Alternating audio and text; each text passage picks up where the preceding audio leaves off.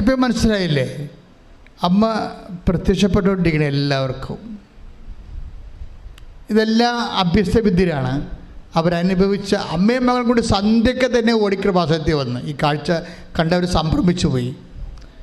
അവരുടെ കൃപാസനത്തിൽ വന്ന് മാതാവിനെ നേരെ കണ്ട് സംസാരിച്ചു, പ്രാർത്ഥിച്ചു, സങ്കടം പറഞ്ഞു. അവർ തിരിച്ചു പോയപ്പോൾ അവർക്ക് എന്താ കിട്ടിയിരിക്കണത്? അതായത് ദീപ്തിക്ക് എന്താ കിട്ടിയത്? ധൈര്യം കിട്ടി. അമ്മ എന്താണ് ചെയ്യണത്? ധൈര്യമാണ് നമുക്ക് തരണത്. ഒരു കാഴ്ച കണ്ട, സ്വപ്നം കാണാം, ദർശനം കാണാം, നേരെ കാണാം, അങ്ങനെ കണ്ട ധൈര്യമാണ് നമുക്ക് കിട്ടണം. ആദ്യത്തെ ധൈര്യം. കാരണം അവൾക്ക് എന്താ സംഭവിച്ചത്? ഞാൻ മലയാളം മീഡിയമല്ലേ, എനിക്ക് ഇനി എഴുതാൻ പറ്റുമോ? എനിക്ക് എഴുതാൻ പറ്റും, ഞാൻ എഴുതി ജയിക്കുമോ? എത്ര കാലം എഴുതേണ്ടി വരും? ഇംഗ്ലീഷ് ഇപ്പം എഴുതി പോയ ആൾക്കാർ പോലും 5-6 പ്രാവശ്യം എഴുതിയിട്ടല്ല കിട്ടണത്.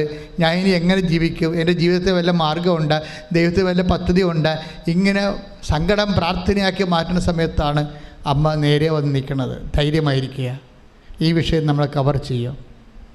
പിന്നെ അവൾ ധൈര്യത്തോടെ പഠിക്കാൻ പോയെങ്കിലും എല്ലാ ഞായറാഴ്ചയും ഇതുപോലെ പണ്ട് ഇന്നിപ്പോൾ നമുക്ക് വ്യാഴാഴ്ചയാക്കിയതാണ്. എല്ലാ ഞായറാഴ്ച വന്ന് ഇവൾ ധ്യാനം കൂടും. പക്ഷേ ഉടമ്പടി എടുക്കത്തില്ല. ഉടമ്പടി എടുക്കുകയാണെങ്കിൽ കുറച്ചുകൂടി കമ്മിറ്റ്മെൻറ്റ് വേണ്ടേ? അപ്പോൾ അത് ഉടമ്പടി എടുക്കത്തില്ല. അമ്മയോട് വന്ന് കാര്യം പറയും.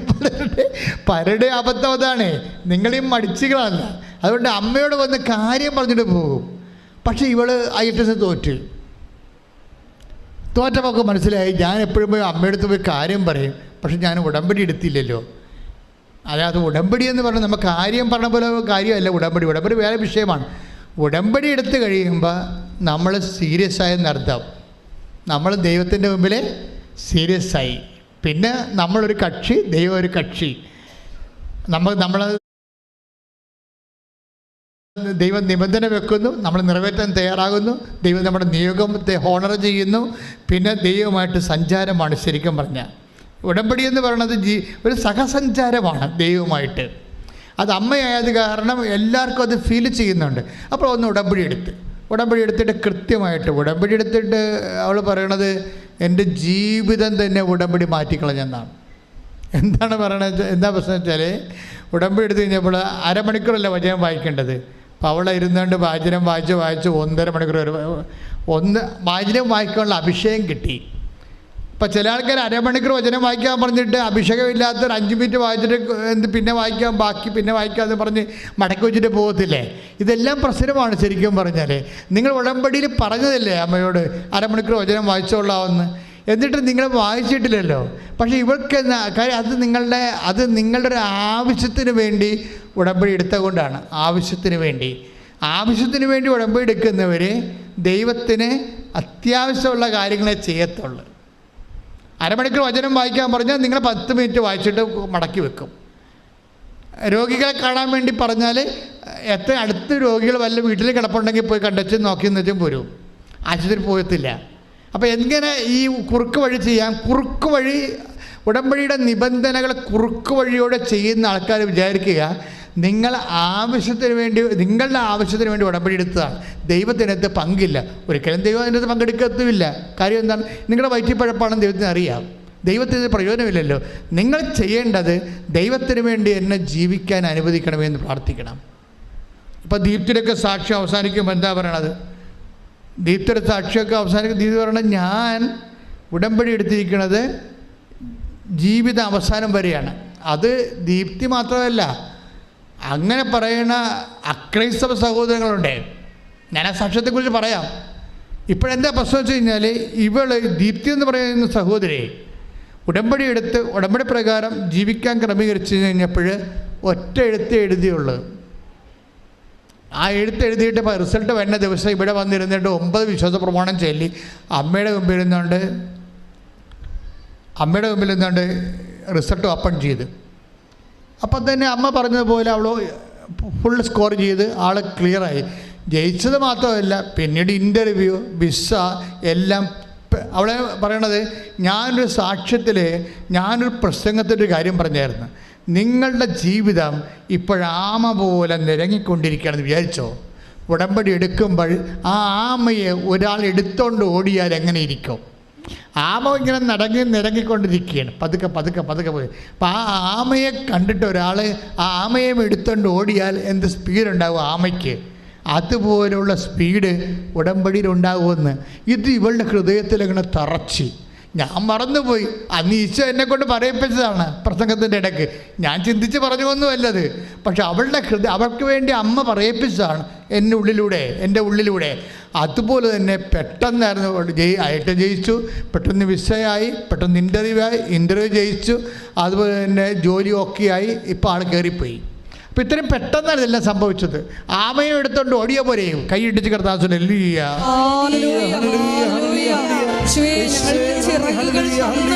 ഞങ്ങളെ ലക്ഷ്യത്തിലെത്തിക്കുന്ന ഉടമ്പടി പ്രാർത്ഥന തന്നതിന് നന്ദി പറയുന്നു.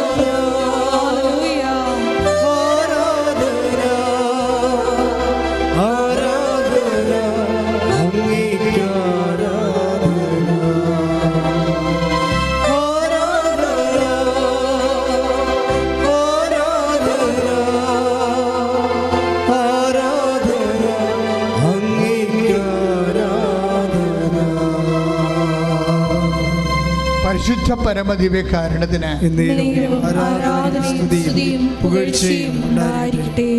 അതായത് പിന്നെ നിങ്ങൾ ഉടമ്പടിക്കാർ ശ്രദ്ധിക്കേണ്ട ഒരു കാര്യം വെച്ച് കഴിഞ്ഞാൽ, ഇപ്പോൾ ഈ ദിവസങ്ങളിൽ മിനി രാജൻ എന്നും പറഞ്ഞൊരു മോളുടെ സാക്ഷ്യം ഉണ്ടായി. അതും ഭയങ്കര, അത് അക്രൈസ്തവ സാക്ഷ്യമാണ്. നമുക്കറിയാമല്ലോ, 50-50 ആൾക്കാർ സാക്ഷ്യം പറയണത്. ഉടമ്പടിയിൽ അമ്മ ആർക്കും ഡിസ്ക്രിമിനേഷൻ ഇല്ല, ആർക്കും പക്ഷഭേദമില്ല. മിനി രാജൻ്റെ പ്രശ്നം എന്താണെന്ന് വെച്ച് കഴിഞ്ഞാൽ, മിനി രാജൻ എന്ന് വരുമ്പോൾ അവരുടെ പ്രശ്നം വെച്ചാൽ അവർക്ക് ഒരു മകനുണ്ട്. മകന് പൊക്കമില്ല. അവളൊരു പൂക്കട നടത്തിക്കൊണ്ടിരിക്കുകയാണ്. പൊക്കമില്ലാത്ത അപ്പോൾ ഭയങ്കര സങ്കടമാണ്. അല്ല, പൊക്കമല്ലേ, സംസാരിക്കത്തില്ല. മകനുണ്ട്, സംസാരിക്കത്തില്ല. അപ്പോൾ സംസാരിക്കാത്ത മകന് ജീവിത പങ്കാളി കിട്ടണ ഭയങ്കര പാടല്ലേ. അപ്പം മിനി രാജൻ ഉടമ്പടി എടുത്തു കഴിഞ്ഞപ്പോൾ അമ്മ, ഇതാണല്ലോ അവളുടെ ഉത്കണ്ഠ, ഇതാണല്ലോ. അപ്പോൾ അമ്മ ഒരു ദർശനം കാണിക്കും. എന്താണ്? ഒരു മണ്ഡപം. ഇപ്പോൾ നോൺ ക്രിസ്ത്യൻസൊക്കെ മണ്ഡപമല്ലേ ഉള്ളത്, ഞങ്ങൾക്ക് അൾത്താര ഉള്ളതുപോലെ മണ്ഡപം കാണിക്കും. മണ്ഡപത്തിൽ മാലയും ഇട്ടുകൊണ്ട് ഇവൻ്റെ മകൻ നിൽക്കും. അമ്മ കാണിക്കുന്ന സ്വപ്നമാണ്. അപ്പോൾ എന്നിട്ട് ഒരു ജീവിത പങ്കാളിയെ കാണിക്കും. അവൾ മാലയിട്ട് നിൽക്കും. അപ്പോൾ മനസ്സിലാവും ഇത് അമ്മ കാണിച്ച്. അപ്പോൾ എൻ്റെ മകൻ്റെ കല്യാണം അമ്മ ഏറ്റെടുത്തത് മനസ്സിലാകും. അവർക്ക് മനസ്സിലായല്ല. ചെറുക്കൻ പെണ്ണും കൂടി മാലയിട്ട് മണ്ഡപത്തിൽ നിൽക്കുന്നുണ്ട്, അത് കല്യാണമാണ്. അപ്പോഴേ ഇവൾക്ക് തോന്നും, ഇത് ഞാൻ ഉടമ്പടി എടുത്തതുകൊണ്ട് ഈ വിഷയം എനിക്കിങ്ങനെ കല്യാണ വിഷയമായതുകൊണ്ട് എൻ്റെ മനസ്സിൽ തോന്നിയ പോലെ ഇങ്ങനെ സ്വപ്നം കണ്ടാണെന്ന് വിചാരിക്കും. പക്ഷേ അടുത്ത ദിവസം തന്നെ കല്യാണം നടക്കും. Praise the Lord, hallelujah. അമ്മ കാണിച്ച അതുപോലെ നടന്നു കഴിയുമ്പോൾ പിന്നെ ഇവർക്ക് ദുഃഖമുണ്ട്. എന്താണ്? ഒരു സംസാരിക്കാത്ത ജീവിത പങ്കാളി തന്നെയാണ് കല്യാണം കഴിച്ചിരിക്കുന്നത്. അപ്പോഴവർക്കൊരു പ്രശ്നം ഉണ്ടാകും. അപ്പോൾ അവർ എഡ്വിൻ എന്ന് പറഞ്ഞവരോട് സെയിൽസ് ടാക്സ് ഓഫീസറാണ്. ഈ പൂക്കടയിൽ ചെന്നപ്പോൾ ഇവളോട് പറഞ്ഞത്, നിനക്ക് സങ്കടം ഉണ്ടെങ്കിൽ വന്ന് ഉടമ്പടി എടുക്കുക എന്ന് പറഞ്ഞത്. അങ്ങനെ അവൾ ഉടമ്പടി എടുത്താണ് കല്യാണം നടന്നത്. അപ്പോൾ എഡ്വിൻ സാറിനോട് ഉടനെ ഇവള് മിനി രാജൻ പറയും, സാറേ ഇനി പിള്ളേരുണ്ടാകുമ്പോൾ ഭർത്താവിനും ഭാര്യയ്ക്കും സംസാരിക്കാൻ കഴിവില്ലല്ലോ. അപ്പോൾ മക്കൾക്കും സംസാരിക്കാൻ കഴിവില്ല വന്നാൽ എന്തു ചെയ്യും? അതെൻ്റെ വലിയ ദുഃഖമാണെന്ന് പറയും. അപ്പോൾ ഉടനെ എഡ്വിൻ സാറ് പറയും, എഡ്വിൻ സാർ ഒരു മെൻ്റർ മിഷണറിയാണ്. വെച്ചാൽ മിഷണറിയാണ്, പക്ഷെ മെൻ്റർ. എഡ്വിൻ സാർ പറയും, നീ വിഷമിക്കണ്ട, ഞാൻ ഉടമ്പടി പുതുക്കുമ്പോൾ നിൻ്റെ മകന് ജനിക്കാൻ പോണ കുഞ്ഞ് സംസാരിക്കാൻ വേണ്ടി ഞാൻ അമ്മയോട് പറയാമെന്ന് പറയും. അതാണ് മെൻ്റർ മിഷണറി എന്ന് പറയണത്. ഇങ്ങനെ കുറേ മെൻ്റർ മിഷണറിമാരുണ്ട്. വെച്ച് കഴിഞ്ഞാൽ അവർ മറ്റുള്ളവരെ പ്രോത്സാഹിപ്പിച്ചുകൊണ്ടിരിക്കും. അവർക്കൊക്കെ ദൈവം നിത്യസമാനം വച്ചിരിക്കുന്നത് ഭയങ്കരമായിരിക്കും. അത് കഴിഞ്ഞാൽ അവർ ദൈവത്തെ അറിയിക്കുക മാത്രമല്ല, അറിഞ്ഞവരുടെ ഉത്തരവാദിത്തങ്ങൾ അറിഞ്ഞവരുടെ ഉത്തരവാദിത്തങ്ങൾ ഏറ്റെടുത്തുകൊണ്ട് അവർക്ക് വേണ്ടി പ്രാർത്ഥിക്കുന്ന വലിയ സുവിശേഷ വേലയാണ് ചെയ്യുന്നത്. അങ്ങനെ എന്തുമാത്രം ആൾക്കാർ സുവിശേഷ വേല ചെയ്യുന്നുണ്ട് ലോകത്ത് മുഴുവനും. അതുകൊണ്ടല്ലേ ഈ ആൾക്കാരൊക്കെ ദൈവത്തിൻ്റെ ആശ്വാസം പ്രാപിച്ച് പോണത്. പക്ഷേ ആ കുഞ്ഞ് അവൾ പ്രഗ്നൻ്റായി, അവൾ പ്രസവിച്ച് കഴിഞ്ഞപ്പോൾ ആ കുഞ്ഞ് നല്ലവണ്ണം സംസാരിക്കും. ശ്രദ്ധിക്കട്ടെ. ഹല്ലേലൂയ, ഹല്ലേലൂയ, ഹല്ലേലൂയ, ഹല്ലേലൂയ, ആരാധന, ഹല്ലേലൂയ, ഹല്ലേലൂയ, മഹത്വം, ആരാധന, ആരാധന, ഹല്ലേലൂയ, ആരാധന,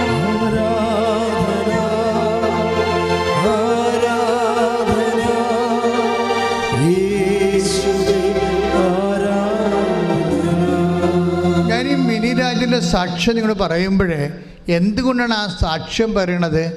ഉടമ്പടി മഹത്തരമാണെന്ന് പറയാനല്ല. ഈ ആൾക്കാരൊക്കെ എന്തുകൊണ്ടാണ് ഇവർക്ക് ഈ ഇടിമിന്നൽ പോലെ ദൈവം ഇവരോട് ഇടപെടണമെന്ന് ചോദിച്ചു കഴിഞ്ഞാൽ അതിന് ഒരു കാരണങ്ങളുണ്ട്. കാരണം ഇവരുടെ നിലപാടാണ് ഇതിൻ്റെ പ്രശ്നം. എൻ്റെ ടോപ്പിക്ക് അതാണ്. ഉടമ്പടി എടുക്കുമ്പോൾ ഒരു കോമൺ നിലപാടുണ്ട്. മിനിരാജൻ പറഞ്ഞ അവസാനിപ്പിക്കുക എങ്ങനെയാണെന്ന് അറിയാമോ? അതായത് ഞാനിങ്ങനെ ഒരു കാര്യം കാണാൻ വേണ്ടി വന്ന് ഉടമ്പടി എടുക്കുകയല്ല ചെയ്യണത്. ഞാൻ ഈ ഉടമ്പടി അങ്ങോട്ട് ജീവിക്കുകയാണ്. എൻ്റെ മരണം വരെ എനിക്ക് വേണ്ടത് നിത്യതയാണെന്ന്. ശ്രദ്ധിക്കട്ടെ. ഹല്ലേലൂയ, ഹല്ലേലൂയ, ഹല്ലേലൂയ, യേശുവേ, ഹല്ലേലൂയ,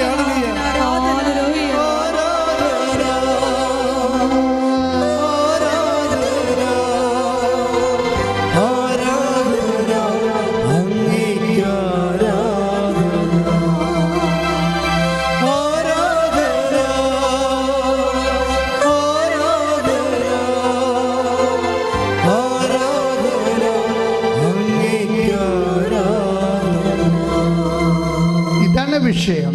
അതായത് നമ്മൾ ഉടമ്പടി എടുക്കുമ്പോൾ നമ്മളെ ഉടമ്പടി നമ്മളുടെ ഒരു കാര്യം കണ്ടു കഴിയുമ്പോൾ നമ്മൾ സ്റ്റോപ്പ് ചെയ്യും.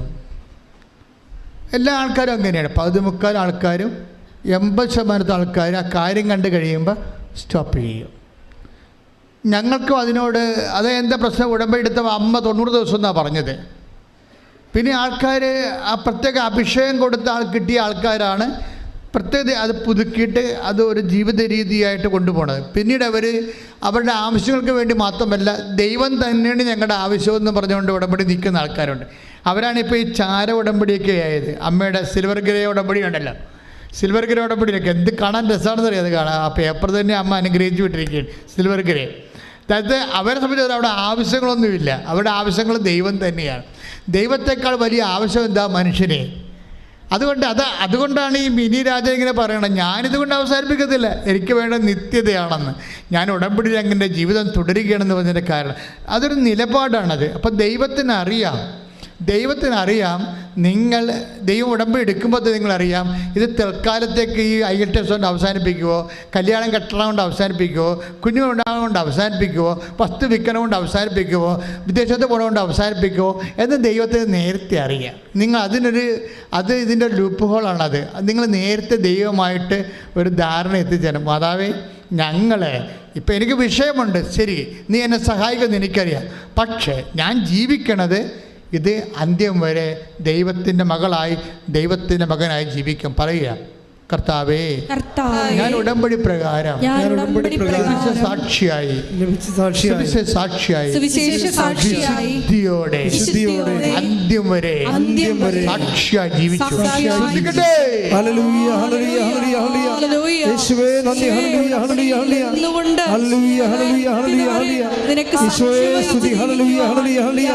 അതിലൂടെ കൃപയാകണമേ.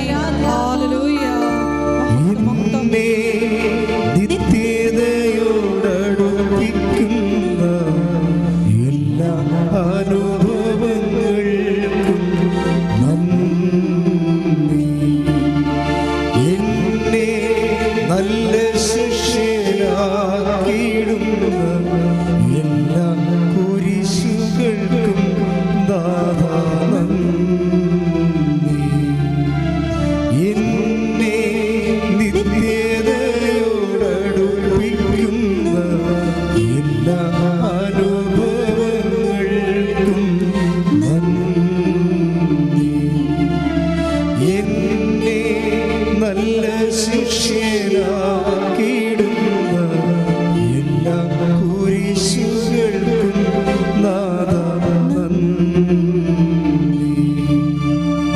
പരിശുദ്ധ പരമദിവ്യകാരുണ്യത്തിന് എന്നേരും ആരാധനയും സ്തുതിയും പുകഴ്ചയും ഉണ്ടായിരിക്കട്ടെ. എൻ്റെ മക്കളെ, ഉടമ്പടി എങ്ങനെയാണ് നിങ്ങൾ അതിൻ്റെ നിലപാട്, നയം, സമീപനം അതൊക്കെ അർത്ഥവത്തായിട്ട് അറിഞ്ഞു കഴിഞ്ഞാൽ നമ്മൾ ഇതുകൊണ്ട് ഒത്തിരിയേറെ നമ്മളതിൻ്റെ നിലനിൽക്കും. ഇപ്പം മിനി രാജ്യം പറഞ്ഞ എന്താണ്, എനിക്ക് നിത്യതയാണ് വേണ്ടതെന്ന് പറയും. അതുകൊണ്ട് ഞാൻ അവസാനിപ്പിക്കാൻ തീരുമാനിക്കുന്നില്ല. കാരണം അത് പരിശുദ്ധാത്മാവ് അവരോട് പറയണതാണ്. നീ നിൽക്കുക, നിനക്ക് ഞാൻ നിത്യത തരും. അല്ലെങ്കിൽ അവർക്ക് അങ്ങനെ പറയാൻ പറ്റത്തില്ല. പരിശുദ്ധാത്മാവ് ഇവിടെ സിൻസിയറിറ്റി കണ്ടിട്ട്, സത്യസന്ധത കണ്ടിട്ട്, വസ്തുവിനെ അടിസ്ഥാനപ്പെടുത്തിയല്ല, വിഷയത്തെ അടിസ്ഥാനപ്പെടുത്തിയല്ല, ദൈവത്തെ അടിസ്ഥാനപ്പെടുത്തിയാണ് ഇവിടെ കരുക്കൾ നീക്കണമെന്ന് മനസ്സിലാക്കി കഴിഞ്ഞപ്പോൾ പരിശുദ്ധാത്മാവ് കൊടുത്ത നോട്ടാണത്. എന്താണ്?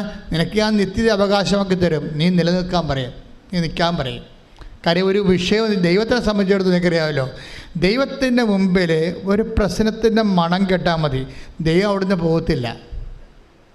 ഒരു രോഗത്തിൻ്റെ അതായത് വിഷയം വെച്ചാൽ, അതായത് നമ്മളുടെ ഒരു കേമത്വമോ പ്രാർത്ഥനയോ ഒന്നും ഇല്ലെങ്കിൽ പോലും ദൈവത്തിൻ്റെ സ്വാഭാവികമായ സ്വത്വമെന്ന് പറയണത് പ്രശ്നങ്ങളോട് പോസിറ്റീവായിട്ട് പ്രതികരിക്കണതാണ്.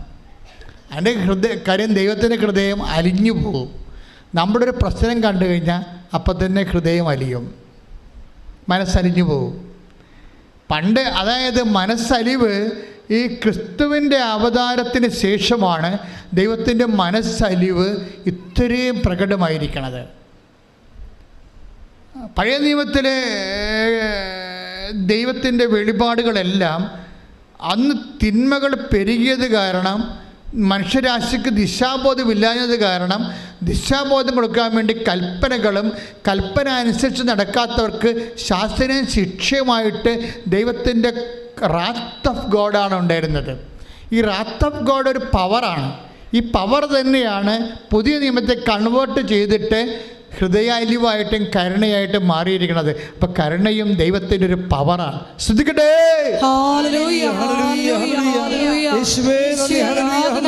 നമ്മുടെ നിബന്ധനകള് വിശ്വസ്താപൂർവം പാലിക്കുന്നതിലൂടെ ഞങ്ങളുടെ മേൽ കരുണ തോന്നുന്ന കൃപയാകണമേ.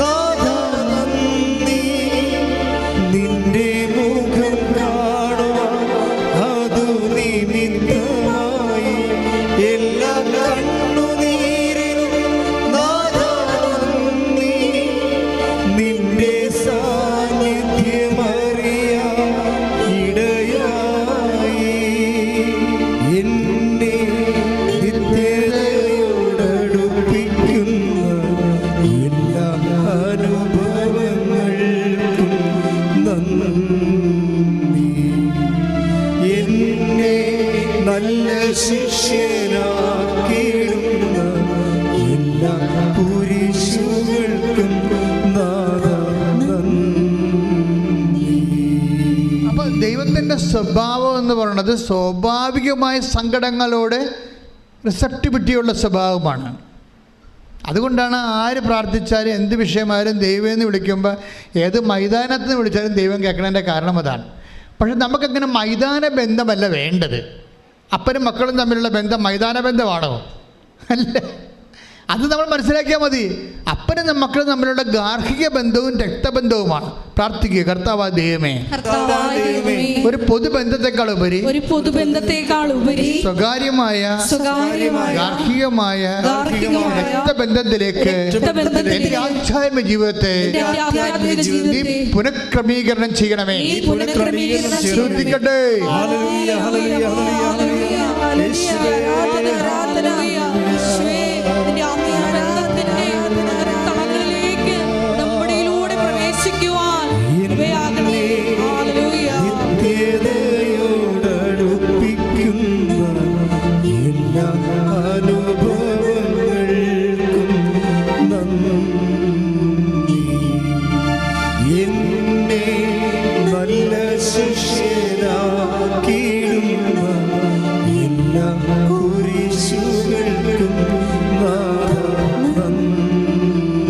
ലൂക്കാസ് 7:12 അവൻ നഗര കവാടത്തിനടുത്തെത്തിയപ്പോൾ അവൻ നഗരകവാടത്തിന് അടുത്തെത്തിയപ്പോൾ മരിച്ചുപോയ ഒരുവനെ ചിലർ എടുത്തുകൊണ്ടുവരുന്നത് കണ്ടു.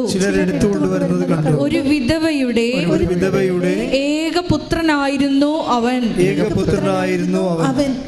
പട്ടണത്തിൽ നിന്ന് വലിയൊരു ജനക്കൂട്ടവും അവളോടൊപ്പം ഉണ്ടായിരുന്നു.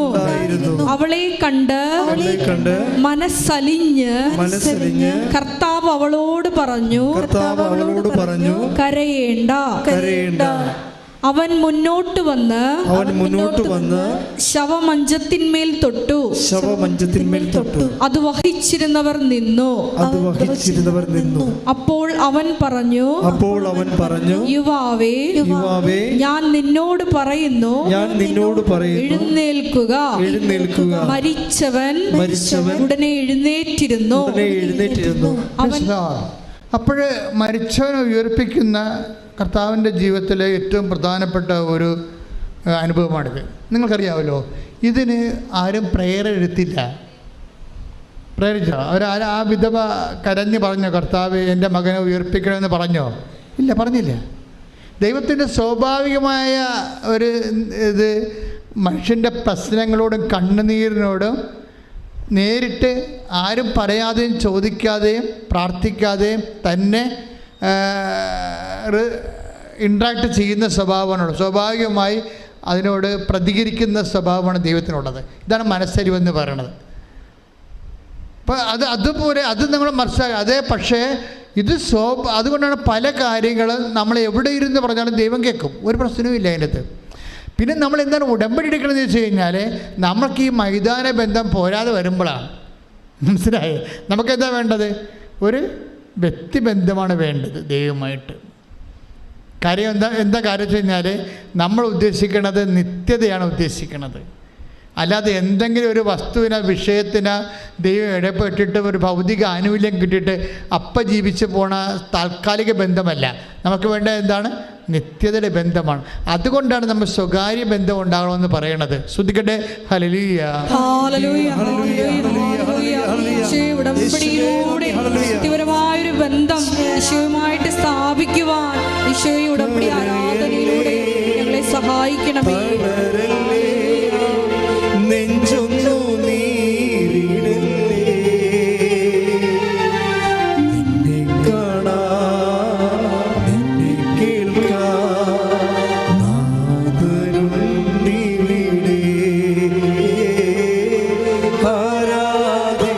ആരാധിച്ചിടാം, കരയല്ലേ തളരല്ലേ, നെഞ്ചൊന്നു നീരിടല്ലേ, നിന്നെ കാണാൻ നിന്നെ കേൾക്കാൻ നാഥനുണ്ടിവിടെ.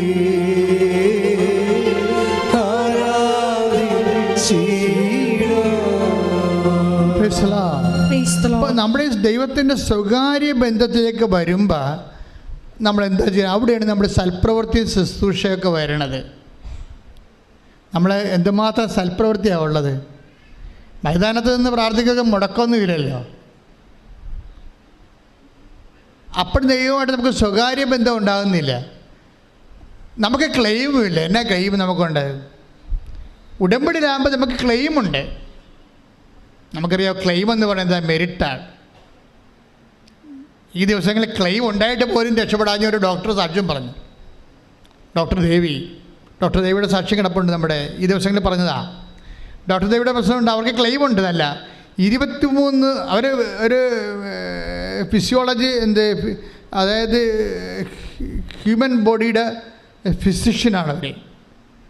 പക്ഷേ അവർക്ക് ഒരു അവർ കോളേജിൽ പഠിപ്പിക്കുകയാണ്, ഗസ്റ്റ് ലെക്ചറായിട്ട് പഠിപ്പിക്കുകയാണ്. എത്ര കൊല്ലമായി? 23 കൊല്ലം. 23 കൊല്ലം ഒരു കോളേജിൽ ഒരു ഡോക്ടർ ഗസ്റ്റ് ലെക്ചറായിട്ട് പഠിപ്പിക്കുകയാണ്. ഡോക്ടർ ദേവി. കുറേ നാൾ കഴിഞ്ഞപ്പോൾ അവർക്ക് മനസ്സിലായി ഇനിയിപ്പോൾ കുറച്ച് കഴിയുമ്പോൾ റിട്ടയർഡ് ആവും. 23 കൊല്ലം പഠിപ്പിക്കാൻ തുടങ്ങിയതാണ്. ഇത് ഇപ്പോഴും പെർമനൻ്റ് ആക്കിയിട്ടില്ല ആ കോളേജിൽ. അപ്പോഴവർ ആരോ പറഞ്ഞിട്ട് ഉടമ്പടി എടുക്കും. ആരോ പറഞ്ഞ് ഇവിടെ വന്ന് ഉടമ്പടി എടുക്കും. ഉടമ്പടി എടുത്ത് കഴിയുമ്പോൾ അവരവിടെ പ്രിൻസിപ്പൾ വിളിക്കും. എന്താ വിളിക്കുന്നത് വെച്ച് കഴിഞ്ഞാൽ, നിങ്ങൾക്ക് വേറെ കോളേജ് വല്ലതും നോട്ടം ഉണ്ടോ, അതോ ഈ കോളേജിൽ തന്നെ പെർമനൻ്റായിട്ട് തുടരാൻ താല്പര്യമുണ്ടോ ചോദിക്കും. അപ്പോൾ ഡോക്ടർ ദേവി പറയും, ഞാൻ പെർമനൻ്റായിട്ട് തുടരാൻ താല്പര്യമുണ്ട്, കോളേജിൻ്റെ കരിക്കുലത്തിൻ്റെ ഭാഗമാകാൻ താല്പര്യമുണ്ടെന്ന് പറയും. പക്ഷേ എന്നിട്ട് ഉടനെ ഇവരെ പെർമനൻ്റ് ലെക്ചറാക്കി അവർ അപ്പോയിൻറ്റ് ചെയ്യും. 21 വർഷം നടക്കുന്നത് അതായത് 21 വർഷം ഗസ്റ്റ് ലെക്ചറാണ്. വന്നും പോയി പഠിപ്പിച്ചുകൊണ്ടിരുന്ന ആളാണ്. അപ്പോൾ ഈ ഡെയിലി വേജസ് പോലെ കിട്ടത്തുള്ളൂ ഗസ്റ്റ് ലെക്ചർമാർക്ക്. അപ്പം അതിൻ്റെ ശമ്പളം കിട്ടത്തില്ല. ഉടമ്പടി എടുത്ത ഉടനെ അതല്ല പ്രശ്നം. ഡോക്ടർ ദേവി പറയണത്, ഞാൻ ഉടമ്പടി എടുത്ത നിമിഷം തന്നെയാണ് അവിടെ പ്രിൻസിപ്പളും മാനേജറുമൊക്കെ എൻ്റെ പഴയ ഹിസ്റ്ററി ചകഞ്ഞത്. അതാണ് ഞാൻ മുമ്പ് പറഞ്ഞത്, മരിയൻ സൈൻ. എല്ലാത്തിലും ഒരു മരിയൻ സ്റ്റിഗ്മാത്ത ഉണ്ടാകും. അതായത് മരിയൻ അടയാളങ്ങൾ കാണും. അത് അമ്മ തന്നെ ചെയ്തു തന്നാണെന്ന് നമുക്ക് ബോധ്യപ്പെടുന്ന രീതിയിൽ അമ്മ അനുഗ്രഹിക്കത്തുള്ളത്. അപ്പോൾ അവരോട് പറഞ്ഞിട്ട്, ഞാൻ ഉടമ്പടി എടുത്ത ആ മണിക്കൂറും അവർ എൻ്റെ പഴയ ഫയലുകൾ നോക്കി.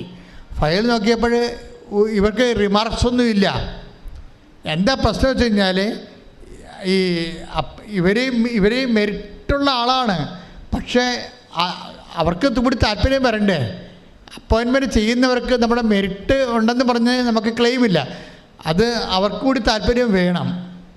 ഇപ്പം നമ്മൾ സഹകരണ സംഘത്തിലൊക്കെ പോയി പ്രൈവറ്റ് സംഘങ്ങളിലൊക്കെ ചെന്നുള്ള പ്രൈവറ്റ് ആയിട്ടുള്ള ഇൻസ്റ്റിറ്റ്യൂഷനിലൊക്കെ ചെല്ലുമ്പോൾ അതിൻ്റെ ബോർഡൊക്കെ നിങ്ങൾക്ക് താല്പര്യം ഉണ്ടാകണം. മെറിറ്റ് ഉണ്ടായിട്ട് മാത്രം കാര്യമില്ല.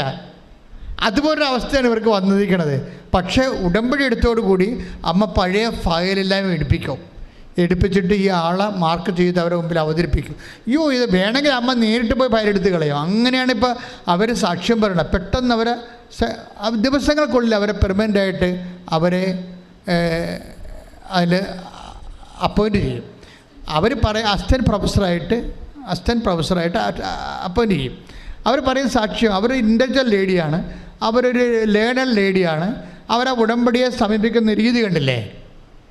എന്തുകൊണ്ടാണ് ഇത്ര ഇൻ്റലക്ച്വൽ? ഇപ്പം അവരുടെ കയ്യിൽ തന്നെ കയ്യിൽ ഭയങ്കര വർഷങ്ങൾ പഴക്കമുള്ള ഒരു പരുവുണ്ട്. അതിങ്ങനെ പഴുത്തും നീര് വന്നും ഒക്കെ ഇരിക്കുകയാണ്. പഴുത്തും നീര് പലതരത്തിൽ ഓയിൻമെൻറ്റ്സൊക്കെ അവിടെ പേട്ടറുണ്ട്. പക്ഷെ പിന്നെയും പഴുക്കും, പിന്നെയും നീര് വരും, കൈ വണ്ണച്ചിരിക്കും, പിന്നെ കുഴിനകം പോലെ പോയി. അത് അവസാനം അവർ ഇതെടുത്തിട്ട് ഉടമ്പടി തൈലമെടുത്ത വിശ്വാസപ്രമാണം ചൊല്ലി ആ കുഴിനകത്ത് ഡോക്ടറാണെന്ന് വിചാരിക്കണം. നമ്മളെപ്പോഴും ചിന്തിക്കേണ്ടത്, അമ്മ ഈ വിമർശനങ്ങൾ ആൾക്കാരെ പുറത്ത് ബുദ്ധിയും ബോധവും ഇല്ലാത്തവൻ കാര്യമറിയാതെ അനുഭവജ്ഞാനമില്ലാതെ എന്തൊക്കെ വിളിച്ച് പറയുമ്പോൾ അതിൻ്റെ ഇരട്ടി അടയാളങ്ങൾ വിദ്യാഭ്യാസമുള്ളവരെ കൊണ്ട് അമ്മ ഇവിടെ ചെയ്യിച്ച് മാറ്റുന്നുണ്ട്. അത് തന്നെ ഓർക്കണം. ഇത് സംഗതി ഇവിടെ ചെന്ന് ഈ അടുത്ത കാലത്ത് ഇതുകൊണ്ട് അവസാനിക്കത്തില്ല. ഇത് അമ്മയും കൂടെ മുന്നോട്ട് കൊണ്ടുപോവുക. അമ്മയുടെ പ്രത്യക്ഷീകരണം സമയക്കടികാരം നെഞ്ചിൽ ചാർത്തിക്കൊണ്ട് ദുരന്തമുണ്ടാകാൻ പോകുന്നത് പ്രാർത്ഥിക്കണമെന്ന് പറഞ്ഞ പ്രത്യക്ഷീകരണം സഭ ഏറ്റെടുത്ത് ലോകം മുഴുവൻ പ്രചരിപ്പിക്കുന്നവരെ അടയാളങ്ങൾ കിട്ടിക്കൊണ്ടേയിരിക്കും. അപ്പം അതുകൊണ്ട് തന്നെ അതായത് അത് ക്രൈസ്തവരായാലും ശരി, അക്രൈസ്തവരായാലും ശരി, ആരായാലും ശരി, ഡോക്ടറായാലും ശരി, പഠനം ഇല്ലാത്തവരായാലും ശരി, ആർക്ക് വിശ്വസിക്കാൻ കഴിയുന്നുവോ അവരെല്ലാം ദൈവത്തിൻ്റെ മഹത്വം കാണും. കൈയിട്ടിച്ച് കർത്താവിലൂടെയും അത്ഭുതങ്ങളിലൂടെയും പ്രത്യക്ഷീകരണം സ്ഥിരീകരിക്കുന്നതിന് നന്ദി പറയുന്നു. ഉടനടി പരിഹാരമേകും ഉടമ്പടി പ്രാർത്ഥന. ഉടനടി പരിഹാരമേകും അവൻ പറയുന്നത് ചെയ്തിടുവേ. ജീവിതം ധന്യമായി തീർന്നിടും. അവൻ പറയുന്നത് ചെയ്തിടുവേ. ജീവിതം ധന്യമായി തീർന്നിടും. അതായത് എൻ്റെ പ്രോബ്ലം, നമ്മൾ ബൈബിളിലൊരു കഥയില്ലേ, നമ്മൾ സംസാരിച്ചുകൊണ്ടിരിക്കുന്ന വിഷയം ഉടമ്പടിയുടെ നയം, നിലപാട്, സമീപനമാണ്. നിങ്ങൾ ഉടമ്പടിയോട് കാര്യമാത്ര പ്രസിദ്ധമായ ഒരു പ്രഗ്മാറ്റിക് ആയിട്ടുള്ള യൂട്ടിലിറ്റേറിയൻ ആയിട്ടുള്ള ഒരു ഇതുകൊണ്ട് എന്തെങ്കിലും നേടണമെന്ന് മാത്രമുള്ള ഉദ്ദേശമാണ്, ആ വിഷയത്തിൽ ദൈവമില്ല എന്നാണെങ്കിൽ തീർച്ചയായിട്ടും ഉടമ്പടി കുറച്ച് കഴിയുമ്പോൾ നിങ്ങളുടെ ഉടമ്പടി കരിഞ്ഞു പോകാൻ സാധ്യതയുണ്ട്. നിങ്ങൾക്കിതിനെ എപ്പോഴും ഫ്ലഷായിട്ട് എവർഗ്രീൻ ഫുൾ ഓഫ് സാപ്പായിട്ട് നിർത്തണമെന്നുണ്ടെങ്കിൽ നിങ്ങൾക്ക് നിത്യതയെക്കുറിച്ചുള്ള കൺസെപ്റ്റ് ഉണ്ടാകണം. നിത്യതയെക്കുറിച്ച്. കാര്യം ഇത് 90 ദിവസം കൊണ്ട് അവസാനിക്കണമല്ല. ഞാനും ദൈവവും തമ്മിലുള്ള ബന്ധം, ഞാൻ വിശുദ്ധിയിലും ബൈബിൾ വായനയിലും അതുപോലെ തന്നെ രോഗികളെ കാണുന്നതിലും പരസ്നൊക്കെ ഉപവിപ്രവർത്തനങ്ങളിലും ഞാൻ എൻ്റെ ജീവിതത്തിൻ്റെ ശൈലിയാക്കി മാറ്റിക്കൊണ്ട് ദൈവമായിട്ടൊരു നിത്യ ഉടമ്പടി ജീവിക്കുക എന്നുള്ളൊരു ബോധം ഉണ്ടാക്കിയെടുത്താൽ ഉടമ്പടി ഇങ്ങനെ പുഷ്കലമായി അങ്ങനെ നിന്നോളും. അതായത് വളരെ എവർഗ്രീനായിട്ട് നിൽക്കും. അപ്പോൾ ഇത് അല്ലെങ്കിൽ ഇത് പക്ഷേ വരണ്ട് പോകാനുള്ള കുറച്ച് കഴിയുമ്പോൾ നിങ്ങൾക്ക് കോട്ടുവായും ബൈബിൾ അരമണിക്കൂർ വായിക്കാനുള്ള 10 മിനിറ്റായിട്ട് വായിച്ചു, പിന്നെ 5 മിനിറ്റായിട്ട് വായിച്ചു, പിന്നെ വായിക്കാൻ മറന്നുപോയി. അപ്പോൾ അതൊക്കെ എല്ലാം പറയണത് നിങ്ങളുടെ വിഷയത്തിന് മാത്രമേ നിങ്ങൾക്ക് താല്പര്യമുള്ളൂ, ദൈവത്തിന് താല്പര്യമില്ലെന്നാണ് എൻ്റെ അർത്ഥം. ദൈവത്തോട് താല്പര്യമില്ല, നിങ്ങളുടെ വിഷയത്തോട് മാത്രമേ. ഇതൊരു അപകടമാണ്. ഇതിനെങ്കിൽ നിങ്ങൾ ആർക്കെങ്കിലും അങ്ങനെ ഒരു തെറ്റിൽ പോയിട്ടുണ്ടെങ്കിൽ നിങ്ങൾ തിരിച്ചു വരണമെന്ന് എൻ്റെ അഭിപ്രായം. എന്താ കാര്യം വെച്ച് കഴിഞ്ഞാൽ, ദൈവം ഒരു മനുഷ്യൻ്റെ ദുഃഖവും ദുരിതവും വേദനയും രോഗവും പട്ടിണിയും കടപ്പാടും കഷ്ടപ്പാടും ഇങ്ങനെയുള്ള എല്ലാ വിഷയങ്ങളോടും കറക്റ്റായിട്ട് ഈസിയായിട്ട് സ്പോണ്ടേനിയസ് ആയിട്ട് സ്വയം പ്രേരിതമായിട്ട് ആക്ടിവിറ്റി ചെയ്യും. അതാണ് നമ്മൾ ഈ വിധവയുടെ മകനെ കാണുമ്പോൾ അവൻ്റെ അമ്മ വിധവയാണ്, ഭർത്താവ് മരിച്ചതെന്ന് കർത്താവിനറിയാം. അവൻ യുവാവാണ്, അവന് ജീവിതം ഉണ്ടെന്നറിയാം ഇനിയും. അതുപോലെ തന്നെ ഇവനക്ക് വേല എടുത്ത് കൊടുക്കാൻ അവൻ മാത്രമേ ഉള്ളെന്നറിയാം. ഇങ്ങനെ കുറേ ഹ്യൂമൻ ഗ്രൗണ്ട് ഓഫ് റീസൺസ് ഉള്ളത് കൊണ്ടാണ് ദൈവം പ്രാർത്ഥിക്കാതെ അവൻ്റെ മേൽ ഇടപെട്ടത്. അത് ദൈവത്തിൻ്റെ പരിപാലനയുടെ ഭാഗമാണ്. പക്ഷേ ഇത്തരം പരിപാലനകൾ നിലനിർത്തിക്കൊണ്ടു പോകാൻ എന്താ മാർഗം? ഇത്തരം പരിപാലനകൾ നിലനിർത്തിക്കൊണ്ടു പോകാനുള്ള മാർഗം നമ്മൾക്കും ആ ദൈവത്തോടുള്ള അടുപ്പവും അതുപോലെ തന്നെ ആത്മബന്ധവും ഒരു താൽക്കാലികമായ അവസ്ഥയിൽ നിലനിർത്താതെ ദൈവം ഉള്ളിടത്തോളം കാലം, നമ്മുടെ ആത്മാവ് ഉള്ളിടത്തോളം കാലം ദൈവം നമ്മളെ അഡ്രസ്സ് ചെയ്ത് ജീവിക്കേണ്ട ഒരാളാണെന്ന ബോധ്യത്തിൽ ദൈവസ്നേഹത്തിൽ നിങ്ങളുടെ വിശ്വാസം പ്രഖ്യാപിക്കാൻ ഒരു മാനസികാവസ്ഥ രൂപപ്പെടുത്തിയെടുത്താൽ, ഇപ്പം തന്നെ ഞാൻ ചതോർക്കുകയും ഇപ്പോൾ 10 താലന്ത് കൊടുത്ത ആൾക്കാരുണ്ട് ബൈബിളിൽ, 2 താലന്ത് കിട്ടിയ ആൾക്കാരുണ്ട്. Text word of God 25 Mathai 25:18 1 താലന്ത് കിട്ടിയ ആൾക്കാരുണ്ട് ഇല്ലേ? എന്തുകൊണ്ടാണ് ഇവർക്ക് ഇങ്ങനെ കൊടുത്തത്? എല്ലാവർക്കും ഒരുപോലെ കൊടുക്കാൻ പാടില്ലേ? This is my question, my private question, ഒരു സ്വകാര്യ ചോദ്യമാണ്. കർത്താവിൻ്റെ കഥയിൽ പറഞ്ഞിരിക്കണത് എന്താണ്? അനുഭവമാണല്ലോ കഥയായിട്ട് മാറണത്. എന്താ കഥയിൽ പറഞ്ഞിരിക്കണത്? മത്തായി 25 അധ്യായം 14 മുതലുള്ള തിരുവചനങ്ങൾ. മത്തായി 25:14 മുതൽ. ഒരുവൻ യാത്ര പുറപ്പെടുന്നതിന് മുമ്പ് ഭൃത്യന്മാരെ വിളിച്ച് തൻ്റെ സമ്പത്ത് അവരെ ഭരമേൽപ്പിച്ചതുപോലെയാണ് സ്വർഗരാജ്യം. ദൈവരാജ്യത്തെക്കുറിച്ച് പറയണതാണ്. അവൻ ഓരോരുത്തൻ്റെയും കഴിവനുസരിച്ച് ഒരുവന് 5 താലന്തും മറ്റൊരുവന് 2ഉം വേറൊരുവന് 1ഉം കൊടുത്ത ശേഷം യാത്ര പുറപ്പെട്ടു. അപ്പോൾ താലന്ത് പറഞ്ഞ സ്വർണ്ണ നാണയമാണ്. ഒരുത്തിന് എന്ത് കൊടുത്ത്? ഒരുത്തിന് 5, വേറൊരുത്തിന് 2, വേറൊരുത്തിന്.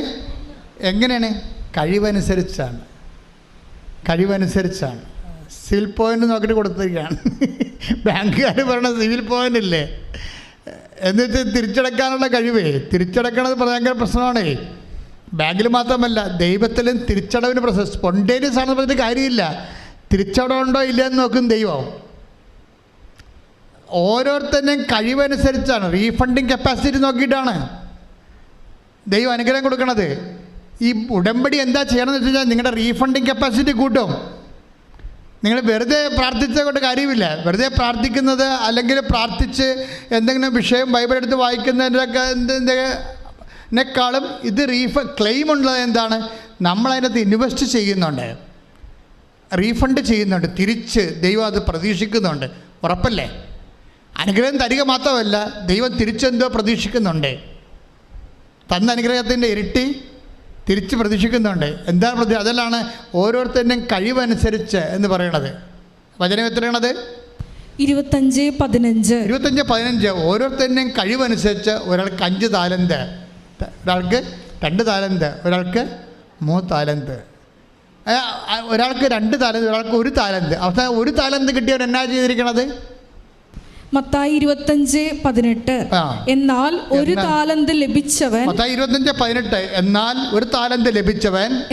1 താലന്ത് ലഭിച്ചവൻ പോയി നിലം കുഴിച്ച് യജമാനന്റെ പണം മറച്ചു വെച്ചു.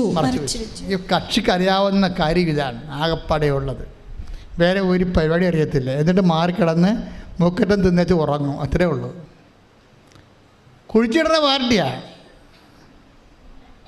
അതായത് ഈ ഉടമ്പടി എടുത്തിട്ട് പിന്നെ കുഴിച്ചിടുന്ന ക്രിസ്ത്യാനികളെ കെട്ടിക്കഴിഞ്ഞാൽ ദൈവം അവനെ പിടിച്ച് കുഴിച്ചിടാൻ സാധ്യതയുണ്ട്. എന്താ പറയുക, ഈ ഉടമ്പടി എടുത്തു കഴിഞ്ഞാൽ പിന്നെ നമ്മളെ കിട്ടിയ അനുഗ്രഹത്തെ അത് ഇരട്ടിപ്പിക്കാൻ നോക്കണം. ഇത് അനുഗ്രഹമായാലും സൽപ്രവൃത്തി ആയാലും ദൈവം ഇരട്ടിയാണ് ആഗ്രഹിക്കുന്നത് തിരിച്ച്. അതുകൊണ്ട് ഈശോയുടെ രീതിയെല്ലാം അങ്ങനെയാണ്. 1 മൈൽ പോകാൻ പറഞ്ഞാൽ 2 മൈൽ പോകണമെന്ന് പറയുമ്പോൾ തന്നെ അങ്ങനെയാണ്. അത് ഇതിൻ്റെ പ്രശ്നം വെച്ച് കഴിഞ്ഞാൽ ഇപ്പം നിങ്ങൾ ചെയ്തുകൊണ്ടിരിക്കുന്ന പല ആൾക്കാരും ചെയ്തുകൊണ്ടിരിക്കുന്നത് ഇവിടുന്ന് തരുന്നതിൻ്റെ പകുതിയാണ് ചെയ്യണത്. അത് ആ കുഴിച്ചിടുന്ന പാർട്ടിയെ പോലെ വരും. അതാണ് വരാൻ പറയുന്നത്. പല ആൾക്കാരുടെ ഉടമ്പടി ക്രാക്കാകാത്തതിൻ്റെ കാരണം ഇതുപോലെ കുഴിച്ചിടൽ പാർട്ടികളായതുകൊണ്ടാണ്. ദൈവം നമ്മൾക്ക് ഇന്ന് പ്രതീക്ഷിക്കുന്നുണ്ട്, കഴിവനുസരിച്ചാണ് കൊടുക്കണത്. അല്ലാതെ ഇതിൻ്റെ അകത്ത് എല്ലാവർക്കും ഒരുപോലെ അല്ല കൊടുക്കണത്. ആർക്കാണ് കൂടുതൽ വിശ്വസിക്കാനോ പ്രാർത്ഥിക്കാനോ അതനുസരിച്ച് ദൈവസ്നേഹത്തോടെ പ്രവർത്തിക്കാനോ കഴിയുന്നവന് ദൈവം ഇരട്ടി കൊടുക്കും. ഭൗതിക ആനുകൂല്യം മാത്രമല്ല, ദൈവത്തിൽ നിന്ന് നമുക്ക് ലഭിക്കുന്നത് ദൈവിക കൃപയാണ്.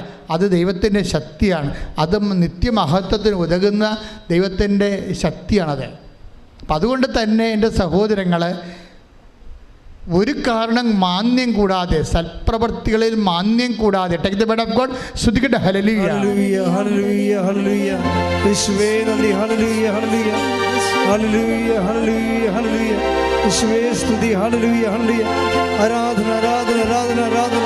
യേശുവേ നന്ദി. മഹത്വം, മഹത്വം, മഹത്വം, മഹത്വം. Hallelujah, hallelujah, hallelujah. യേശുവേ സ്തുതി. Hallelujah, hallelujah. ആരാധന,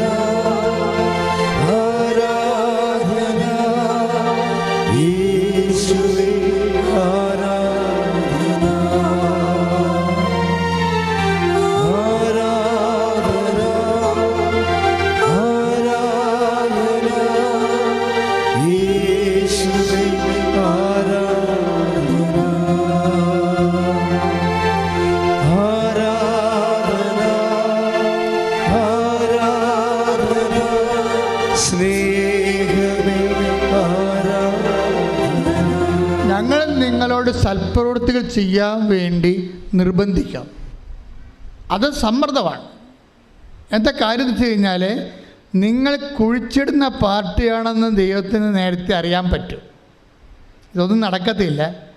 ഉടമ്പടിത്തിക്കൊണ്ട് വീട്ടിൽ വെച്ചിട്ട് നിങ്ങളുടെ പരിപാടിക്ക് പോകുകയുള്ളൂ, ഒരു രോഗിയെ പോലും പോയി കാണത്തില്ല, ഒരു പത്രം പോലും കൊടുക്കുകയും കൊടുക്കത്തില്ല എന്നെല്ലാം ദൈവത്തിന് അറിയാവുന്ന കുഴിച്ചിടുന്ന പാർട്ടിയാണെന്ന് ദൈവത്തിന് നേരത്തെ അറിയാൻ പറ്റും.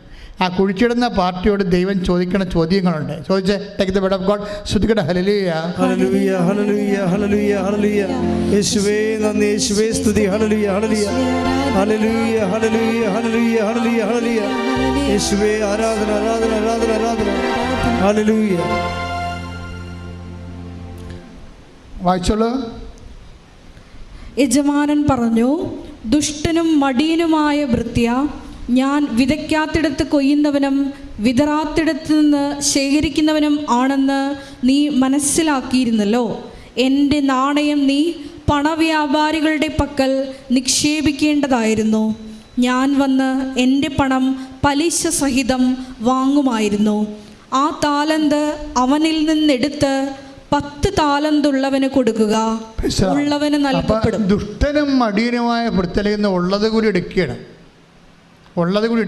ഇതാണ് പ്രശ്നം. ഇത് നമ്മളുടെ ജീവിതത്തിൽ നമ്മൾ നേരെ ചൊവ്വേ കാണുന്ന വിഷയങ്ങളാണ്. പല ആൾക്കാർ ഉടമ്പടി എടുത്തിട്ട് പകുതി കിട്ട് കളഞ്ഞില്ലേ? പകുതി കിട്ട് കളഞ്ഞവരൊക്കെ ഇത് കേൾക്കുമ്പോൾ തിരിച്ച് അനേകം ആയിരക്കണക്കിന് ആൾക്കാരാണ് ആദ്യ കാര്യങ്ങളിൽ വന്നിട്ട് ഉടമ്പടി എടുത്തിട്ട് കാര്യം മനസ്സിലാകാതെ കുറച്ച് ചെയ്യാതെ പോണത്. അവർ കാര്യം മനസ്സിലാക്കി. ഇപ്പോൾ ആൾക്കാർ ഒത്തിരി പേര് ഉടമ്പടി എടുത്ത് അവർ രക്ഷപ്പെട്ട് കഴിഞ്ഞപ്പോഴാണ് അവർ വീണ്ടും ഉടമ്പടി കാര്യങ്ങൾ മനസ്സിലാക്കി രണ്ടാമത് പുതുക്കി ഭംഗിയായിട്ട് കൊണ്ടുപോകണത്. എന്നുവെച്ചാൽ നമ്മളെ കൃത്യം സത്യസന്ധരാണെങ്കിൽ അല്ലെങ്കിൽ ദുഷ്ടനും മടിയനുമായ ഭൃത്യ എന്നല്ലേ വിളിക്കണത്. അപ്പം സ്വാഭാവികമായിട്ടും ഉടമ്പടിയിലുള്ള സൽപ്രവൃത്തികൾ ദൈവസ്നേഹത്തോടെ തന്നെ ചെയ്യണം. ഇപ്പോൾ തന്നെ എഡ്വി സാറിൻ്റെ സാക്ഷ്യം മിനി രാജൻ എന്താ പറയണത്? സാറിനോട് പറഞ്ഞപ്പോൾ സാറാണ് എന്നെ വന്ന് വിളിച്ചത്. ഞാൻ എങ്ങനെയാണ് സാറേ ആലപ്പുഴ പോകണമെന്ന് ചോദിക്കുമ്പോൾ ഞാൻ നിന്നെ കൊണ്ടുപോകാം, വണ്ടി സ്ഥലമുണ്ടെന്ന് പറഞ്ഞ് കൊണ്ടുപോകണല്ലേ. കണ്ടില്ലേ, അതൊക്കെ പ്രേക്ഷിത പ്രവർത്തനങ്ങളാണ്. അപ്പോൾ ഇനി അവളോട് ചോദിക്കുമ്പോൾ അവൾ ചോദിക്കും, ഇനി ഈ സംസാരിക്കാതെ അപ്പുറത്ത് അപ്പനും അമ്മയും സംസാരിക്കാത്ത ആളാണെങ്കിൽ മക്കളെ ഇനി ഊമ്പരായി കഴിഞ്ഞാൽ ജനിച്ചാൽ എന്ത് ചെയ്യും സാറേ? അത് കുഴപ്പമില്ലേ, ഞാൻ ഉടമ്പടി പുതുക്കുമ്പോൾ നിൻ്റെ മകൻ്റെ കാര്യം കൂടി വെച്ചേക്കാം. അപ്പോൾ ഇതാണ് മെൻഡർ എന്ന് പറയണത്. ഇതുപോലെ കൊടുത്തവൻ അതിനെ ഇരട്ടിയാക്കുന്നുണ്ട് പ്രേക്ഷിത പ്രവർത്തനങ്ങളിലൂടെ. ചില ആൾക്കാർ കാര്യങ്ങൾ അറിയാൻ പാടില്ലാതെ എനിക്ക് ചില സമയത്ത് ഇവിടെ ഒന്ന് ചോദിക്കണം, കേൾക്കാം, ഈ ഉടമ്പടി തൈലം എന്താണ് ചെയ്യേണ്ടത്? കൊള്ളാം. അപ്പോൾ ക്ലാസ്സിൽ ഉറങ്ങിയിരുന്നു, അവിടെ മുകളിൽ പോയിരുന്ന് ഉറങ്ങിയിട്ട് ഇത് എന്ത് ചെയ്യണമെന്ന് ആകാശപ്പം അറിയാതെ തിരിയും പിടിച്ചുകൊണ്ട് തീപ്പിശാച്ചപ്പോൾ അങ്ങടികൾ തുടങ്ങണം കാണാൻ ചില ആൾക്കാർ.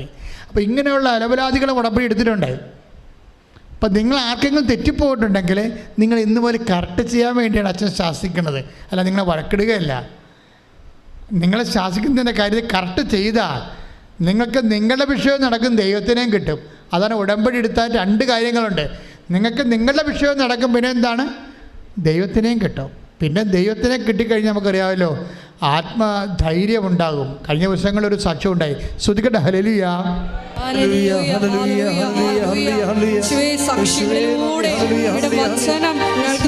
നന്ദി പറയുന്നു.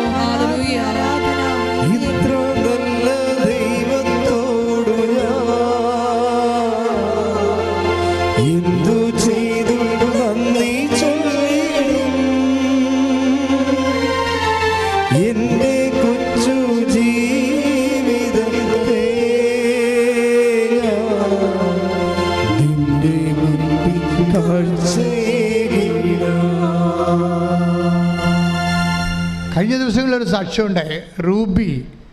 റൂബി കുറ്റൂർ, തൃശ്ശൂർക്കാരത്തിയാണ്. ആ സാക്ഷ്യം കേൾക്കണം, നല്ല രസമാണ്. അവരുടെ മനസ്സിന് ധൈര്യം പോയിരിക്കുക. ഇപ്പം ധൈര്യത്തെക്കുറിച്ചല്ല ഞാൻ സംസാരിച്ചത്. അപ്പം ധൈര്യം പോയി. എന്താ കാര്യം അറിയാമോ? വീട് ഡിലാപ്പിഡേറ്റഡായി, അവിടെ വീട് ഉറഞ്ഞിരിക്കുക. അപ്പം അത് ഇടിഞ്ഞു മുടിഞ്ഞ് താഴെ വീണാൽ പിന്നെ പുതിയ വീട് വെക്കാൻ കാശില്ല.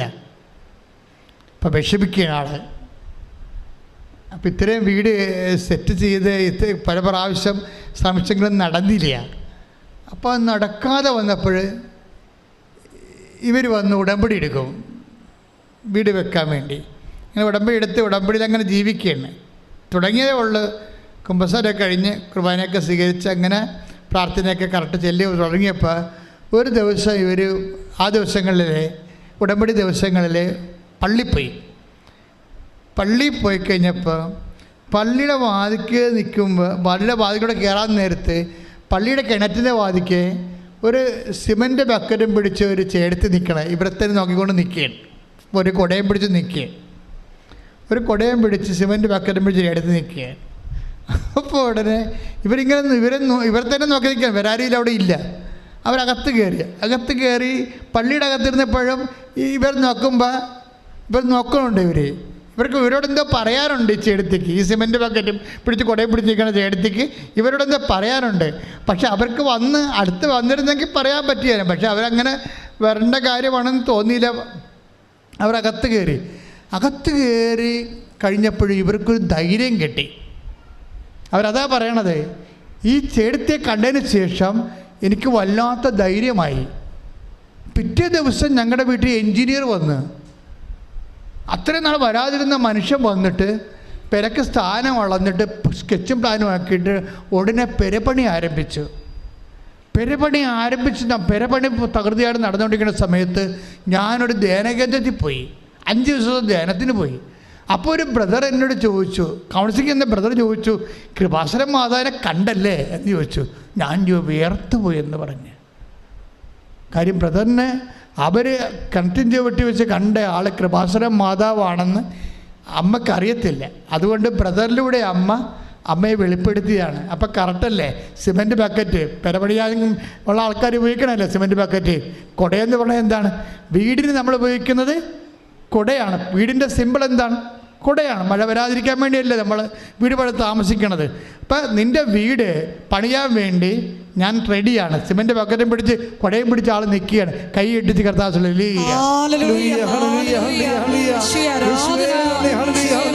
ഞങ്ങളുടെ കൂടെ സഞ്ചരിക്കുന്ന അവിടുത്തെ സാന്നിധ്യത്തിന് നന്ദി പറയുന്നു.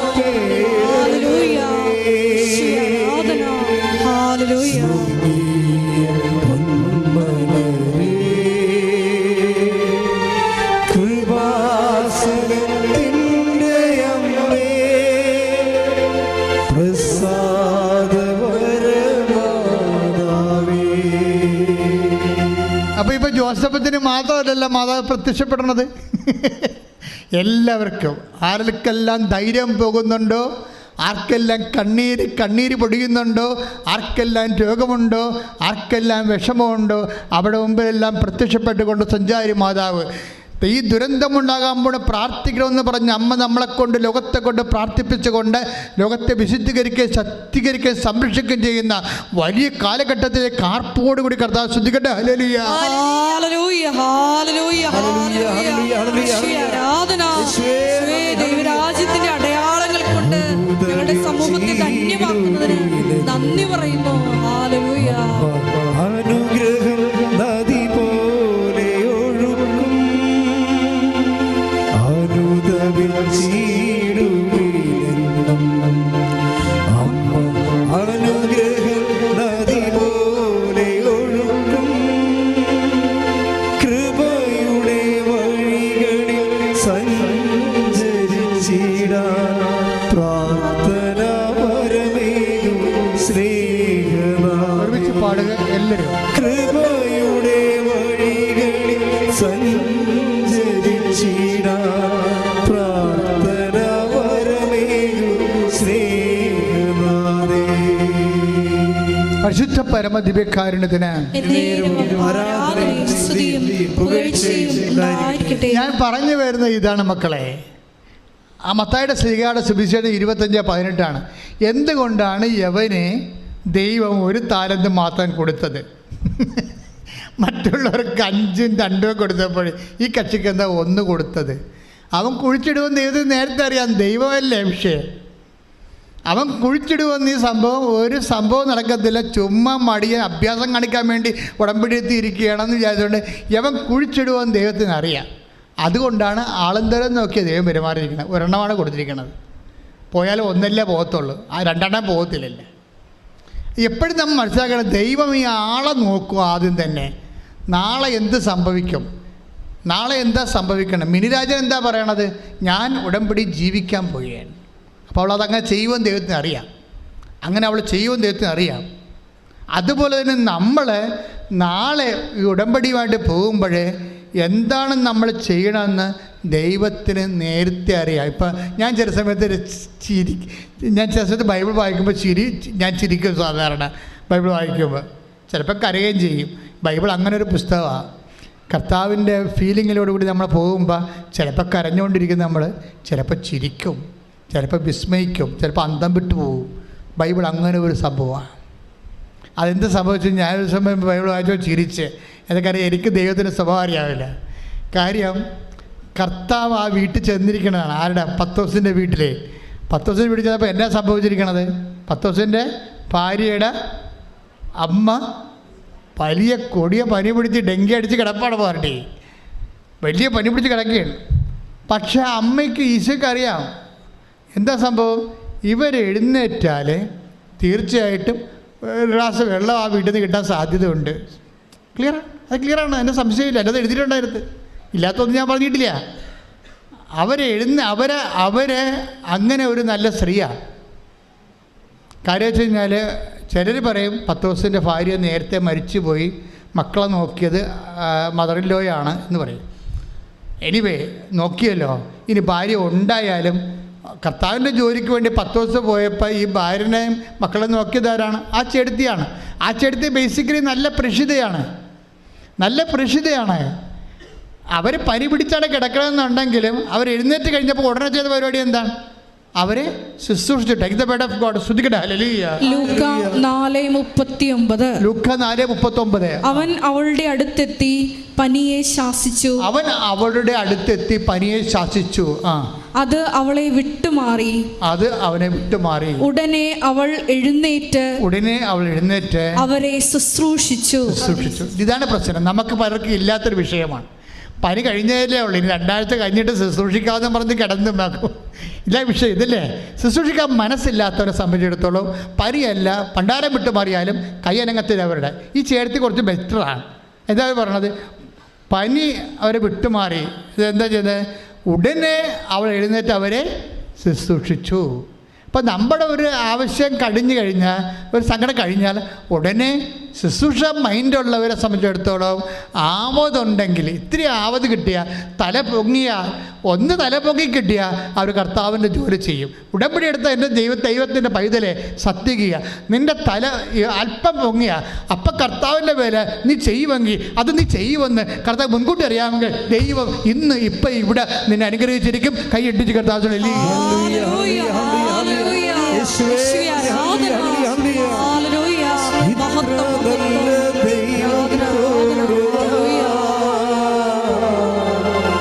എന്തു ചെയ്തു നന്ദി എന്റെ കൊച്ചു ജീവിതത്തെ നിന്റെ മുൻപിൽ കാഴ്ചയേകിട. ഇത്ര നല്ല ദൈവത്തോടു ഞാൻ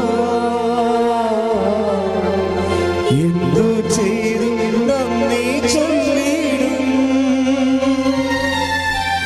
എന്റെ കൊച്ചു ജീവിതത്തെ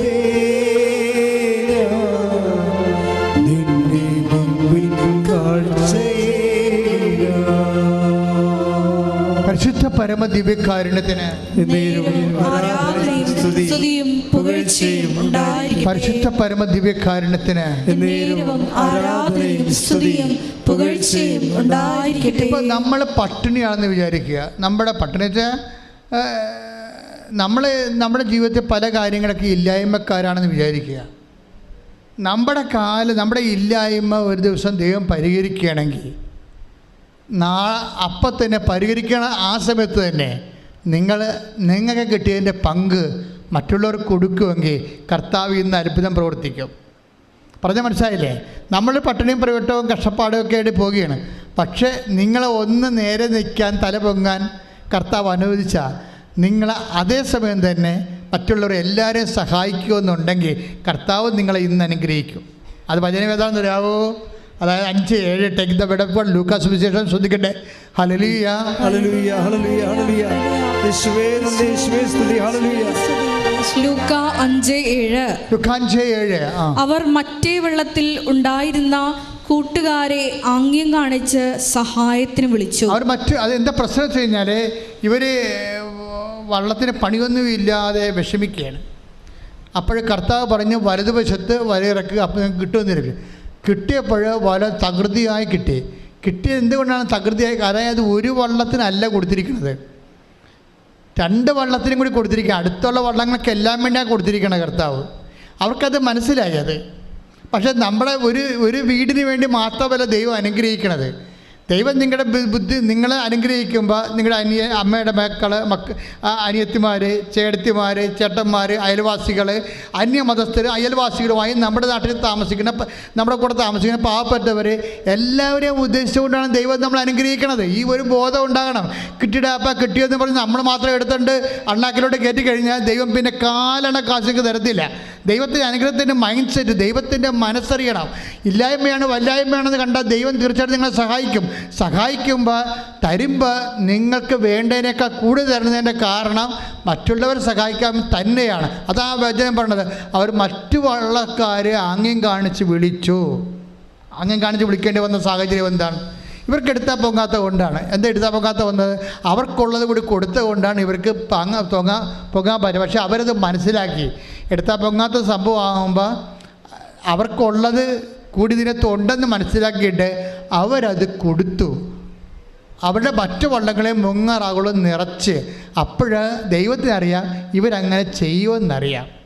നിൻ്റെ സഹോദരനെ, ശത്രുവിനെ പോലും നീ നാളെ സന്ധിക്കുമെന്ന് ദൈവത്തിന് അറിയാൻ പറ്റുമെന്നുണ്ടെങ്കിൽ, അങ്ങനെ ഒരു മനസ്സിലോട്ട് നീ മാറുകയാണ്, ഉടമ്പടി പ്രകാരം മാറുകയാണെങ്കിൽ, ദൈവപൈതലേ, ഇന്ന് ഈ രാത്രി നിൻ്റെ ജീവിതത്തിൽ ഒരു അത്ഭുതം സംഭവിക്കും. നീ ഒരു തീരുമാനം എടുക്കണം, ഇന്നൊരു തീരുമാനം എടുക്കണം. ദൈവത്തിന് മനസ്സറിഞ്ഞുകൊണ്ട് സുവിശേഷം ജീവിച്ചുകൊണ്ട് സുവിശേഷത്തിൻ്റെ ദൈവത്തിൻ്റെ സ്നേഹത്തിന് സാക്ഷിയായി ഉടമ്പടി പ്രകാരം എന്നെ ഉയർത്തണമെന്ന് പ്രാർത്ഥിച്ചുകൊണ്ട് ശ്രദ്ധിക്കട്ടെ.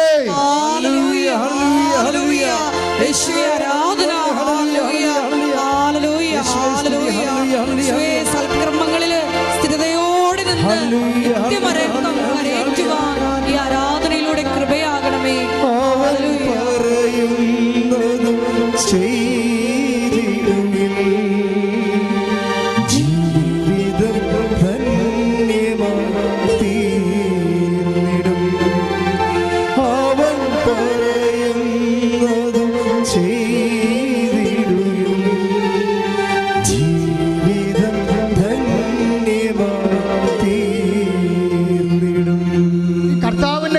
നടന്ന ദൈവത്തിൻ്റെ മനസ്സലിവിൻ്റെ അനുകമ്പാരിതമായ പരസ്നേഹ ഉപവിപ്രവർത്തനങ്ങൾ എല്ലാ കാലങ്ങളിലും സൂര്യൻ അസ്തമിക്കണവരെ നടക്കണമെന്ന് ദൈവത്തിന് ആഗ്രഹമുള്ളത് കൊണ്ടാണ് കർത്താവ് പറഞ്ഞത്. എന്താണ്? ഞാൻ പോയാലും, നിത്യത്തിലേക്ക് പോയാലും, ഞാൻ അരൂപിയിൽ ആത്മാവിൽ നിങ്ങളുടെ കൂടെ വസിക്കുമ്പോഴും നിങ്ങളിവിടെ ഉണ്ടായിരിക്കുന്ന കാലം എന്ത് ചെയ്യണം? ഇത് നിങ്ങൾ തുറന്നുകൊണ്ടേയിരിക്കണം. രോഗിയെ കാണുമ്പോഴും, ഇല്ലായ്മയെ കാണുമ്പോഴും, വരയമയെ കാണുമ്പോഴും നിങ്ങൾ അവരെയെല്ലാം ഞാനാണെന്ന് കരുതിക്കൊണ്ട് എൻ്റെ മനസ്സലിവ് ഈ കാലഘട്ടങ്ങളിൽ എന്നെ സ്വീകരിക്കുന്നവരിലൂടെ ഇതിൽ നിന്ന് മറ്റവരിലേക്ക് പകർന്നുകൊണ്ട് ഇരുന്നുകൊണ്ട് ഈ ലോകം മുഴുവനും സ്നേഹത്തിൻ്റെ, അനുകമ്പയുടെ, ഉപവിയുടെ ദൈവരാജ്യമായി മാറണമെന്ന ഉദ്ദേശത്തോടു കൂടിയാണ് കർത്താവ് സംസാരിച്ചത്. മത്തായിയുടെ സുവിശേഷം 25:35 ശ്രദ്ധിക്കട്ടെ.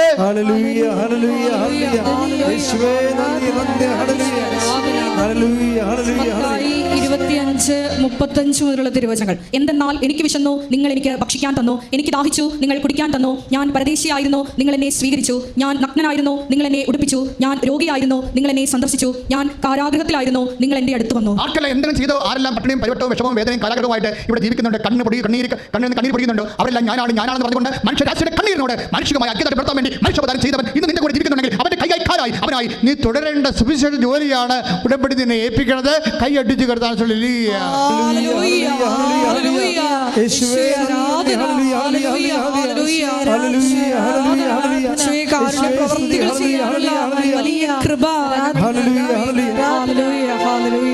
ഒരുമിച്ച് പാടാൻ ശ്രദ്ധിക്കട്ടെ. ഹല്ലേലൂയ, ഹല്ലേലൂയ, ഹല്ലേലൂയ, ഹല്ലേലൂയ, യേശുവേ ആരാധന. Hallelujah, hallelujah. യേശുവേ ഈ കാലഘട്ടങ്ങളിൽ അങ്ങയുടെ കൈയായും കാലായും പ്രവർത്തിക്കുവാൻ ഈ ഉടമ്പടി ആരാധനയിലൂടെ ഞങ്ങളെ ഓരോരുത്തരെയും അഭിഷേകം ചെയ്യണമേ. ഹല്ലേലൂയ, മഹത്വം, മഹത്വം, ആരാധന, ആരാധന. ഹല്ലേലൂയ.